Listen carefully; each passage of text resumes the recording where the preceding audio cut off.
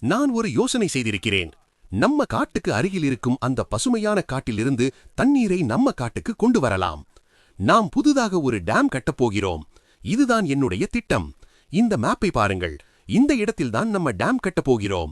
வறண்ட காட்டிலிருந்து அந்த பசுமையான காட்டின் ஆற்றை அடைய ஒரு நீண்ட பாதையை உருவாக்க முடிவு செய்தன. அகம் நிரம்பியது.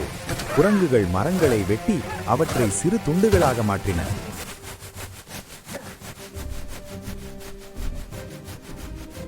யானைகள் மரக்கட்டைகளையும் பாறைகளையும் சுமந்து டேம் கட்டும் இடத்திற்கு சென்றன. Keep it steady, team. We're almost there. எருமை மாட்டு வண்டிகளிலும் கட்டைகள் ஏற்றம் அனுப்பப்பட்டன. எல்லா பொருட்களும் விரைவாக சேர்க்கப்பட்டன.